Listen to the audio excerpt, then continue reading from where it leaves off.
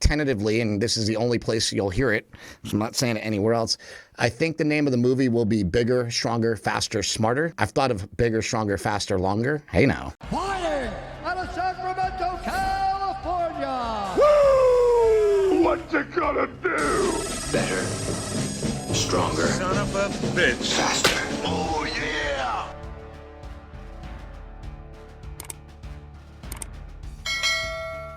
There are amazing things that can be done through the use of actually performance-enhancing drugs.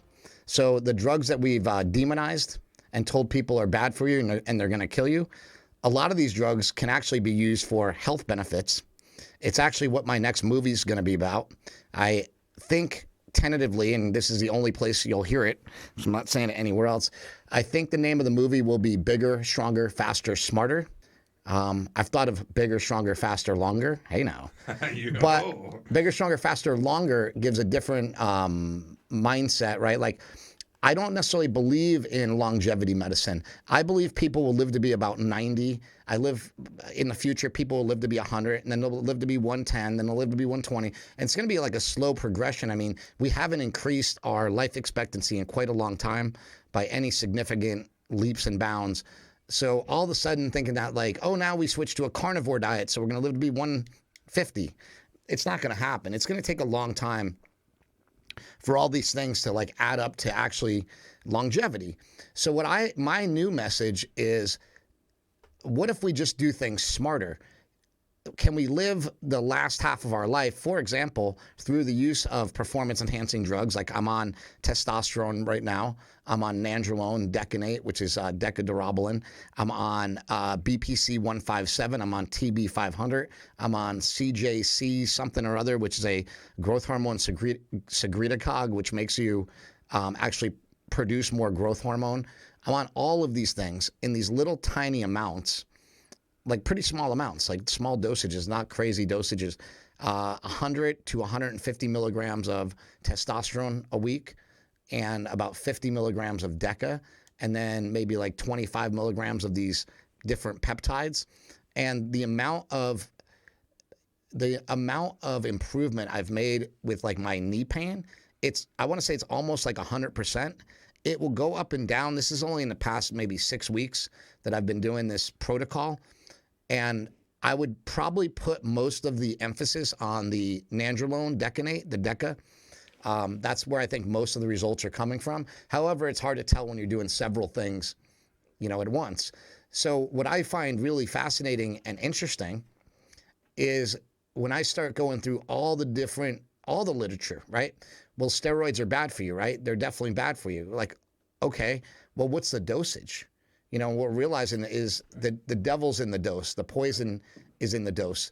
And when used at very small increments, if you have low testosterone and you bump your testosterone up just a little bit by a couple 100 points, it can make a dramatic impact on the way you feel. If you feel better, you're going to eat better. You're going to sleep better. You're going to have better sex. Like everything in your life improves, right? So we're seeing that. I was talking to these guys in Houston who run one of the biggest compounding pharmacies, and I was asking them like, well, what are you guys seeing these drugs used for? And they said, well, look, we don't have bodybuilders. We're like, maybe like 10% of our business are people that are like into bodybuilding. Most of this is in elderly patients or middle-aged patients with medical conditions such as strokes, cancer, heart attacks. And you're going, wait a second, you're giving stroke patients testosterone? You're giving them steroids? That's crazy. And we're just watching stroke victims improve. We're watching cardiac patients improve. We're watching people that have been through PTSD and CTE and all these things improve dramatically to the point where it makes a scientifically significant difference. Now, that's not going to do much of anything if the person is not low in testosterone. But this is not just about using testosterone. This so-called, I don't even know what to call this space. People call it anti-aging and they call it longevity. And I think it needs like a new phrase. I think optimization or something around that. When I talk to the guys at Empower Pharmacy, they talk about optimizing things a lot, making your levels optimal rather than just, they also really believe not sufficient, right? Not just sufficient Yes. or acceptable, and actually optimal. And so say, for example, we talk about this with people that are obese, right? We're working with my friend Billy right now, and he's trying to lose a bunch of weight, and his testosterone was like 167. And this is just interesting, right? This is why you don't go to Kaiser and you don't go to the big, doctors to get this stuff, because they won't give it to you. So his testosterone was 167, and the doctor's like, yeah, you're not going to need that. They'll say you're a stroke risk. That's literally what Kaiser told me. My doctors, I had a 192 test. He said, obviously I'm obese and whatnot. He goes, no, man, it's a stroke risk. Why don't you become a vegan instead? That's exactly what I'm telling you. You're a stroke risk. Yet, if you talk to the doctors at Baylor, they would say, no. Well, yeah, you're a stroke risk because you have low testosterone. That's why you're a stroke risk. Right. Like, you're not in great condition right now. Now, I'm not a doctor, and I'm not handing out medical advice right here and now. I'm telling people, like, go get checked out. Go get this looked into, but get it looked into by somebody like Merrick Health. There's a lot of different places out there that can help you. You don't have to go to Merrick Health. You can go to any which one. I just happen to be with them. We worked with Dr. Whitmer in the past of Whitmer Rejuvenation Center, which is another great place to go. There's Defy Medical down in Houston, which is a really big clinic, and go to which one you're more comfortable with. I don't really care, but go to somebody. Get your blood work done. Pay to get it looked at too. Hey, I'm just gonna say it though. Code Boar at checkout. If you go to if you want to use Merrick Health, you got Code Boar at checkout. But I also want to tell you, I'm not here to sell you anything except for sell you on the idea that you need to get your levels checked, right? And if you're doing it for health benefits, I believe it should all be lower dose and it should all be through a doctor. My new hope is that people start using these things smarter, because I just see the benefit in smarter, and I see it when you look at the people that have gone overboard and gone crazy, right? We have Boston Lloyd, and he died at 29 years old. We have all these other guys telling you to take all these other drugs. Unfortunately, like Leo in longevity, dead at 34. From what? We don't know yet, but this had something to do with biohacking, right? Like there's something about this that doesn't sound right. We don't know what drugs were involved in that yet, but it's, we've seen over, I think, 30 bodybuilders die in between 2020 and 2023. There's been like maybe 30 to 50 bodybuilders who've died like less than 50 years old. So it's gotten to the point where, it used to be the pro wrestling lifestyle would kill people because they would go out and they'd wrestle. They'd be on the road for 200 days a year. They'd be away from their wife. They'd be partying with other chicks. They'd be drinking a lot of booze. They'd be taking a lot of drugs. And then they would get up and do the whole thing over again. Tons of caffeine. It's just that constant perpetual lifestyle. So Vince McMahon actually cracked down on that. They started drug testing athletes for steroids and for other drugs. And when they did that, they just got rid of all the bad people. And you would think like, oh, you can't, come on, man. Like WWE, they don't really test. No, they really do test. Like I've seen the tests. It's a third party. They do testing. People get caught. And if you get caught with weed, you just got a fine. Now, I don't think there's any fine associated with it. I think it's okay to smoke weed now. Because they grew with the rules, like the rules are too harsh in the beginning, and then they grow a little bit. You're still supposedly not allowed to use TRT in the WWE, I think, but I would think that would be something that could change. Like I don't see there's any reason why people couldn't be monitored by a doctor and look their best and feel their best, especially when you're in something like pro wrestling where there's a lot of concussions. And what a lot of people don't realize is most people that have problems, I shouldn't say most because I don't have a stat on this, a lot of people that have problems with testosterone levels and growth hormone levels have got hit in the head. So if you've ever had a concussion. If you played football, if you've been rear-ended in a car accident. Exactly. Yeah. You may have trouble with making testosterone and especially growth hormone because it's made in the pituitary gland in your head. So I think what I want to do in talking about this movie that I'm going to put together, I want to put together a movie that shows there is a wild side of this. You go on the internet and you'll see all sorts of crazy stuff. You'll see people loading up on SARMs and peptides and different things off of different websites that they buy, and they're like 13, 14-year-old kids. You see 13 or 14-year-old kids talking about trenbolone. Like, trends become the big joke, and now there's these trend twins who are getting really popular on the internet. And I'm all for it, man. I love having fun. I love all the fun stuff. Let's just hope that this doesn't go down a bad path for kids. That's what I really worry about, is young kids using steroids, not because they can't take them, not because the actual steroid is actually probably going to kill them. It's everything that comes along with the responsibility of taking steroids. Like, when you're a big, jacked, strong person, it changes a lot of things, and I think people need to be responsible, A, with their health, and also, B, you have these kids who are, with their brains not totally formed, taking drugs that could possibly make them more aggressive or make them, and we don't know what it does in like younger adolescent teens, that it's just not a good idea, and also when you're young, your testosterone levels are sky high anyway. Yeah, they should be, and if they weren't, like I said, somebody could go to a doctor and they could get medically treated for that if they actually needed it. But I just think, I've always thought like steroids in kids are a bad idea, and not necessarily for health risks, but more for the mental damage and the mental load it puts on a young kid. Think about what you said, though. I mean, access is all of this, right? Billy went to Kaiser, didn't get any luck. I went to Kaiser completely across the country, didn't get any luck. I mean, and you've mentioned this place. There's a place in Houston. There's a place in Ohio. There's a place in, it's been before the telemedicine era. It's been hard to get access to this stuff, It's right? been really hard to get access, and that's what I want to do, is I want to open up the access. I want to tell people, hey, let's go. Like I said, this is kind of a bold statement, but the next film that I make, and like I said, I just started working on it now. I'm really excited about it, but basically it's like this idea that I think steroids are good for people. And you could take that and you could twist that out of context and everything, but the same drugs that we've been demonizing for decades are going to be the same drugs that deliver us from all this disease and death and carnage that we see going on. Same drugs. Steroids right? can be good for people or are good for people. What would you pick? Well, look, you got to be a little controversial, right? Like, you say steroids are good. Steroids are good for you, yeah. And then people go bullshit, and I go, well, you know what? Let's actually take a look at this. Let's look at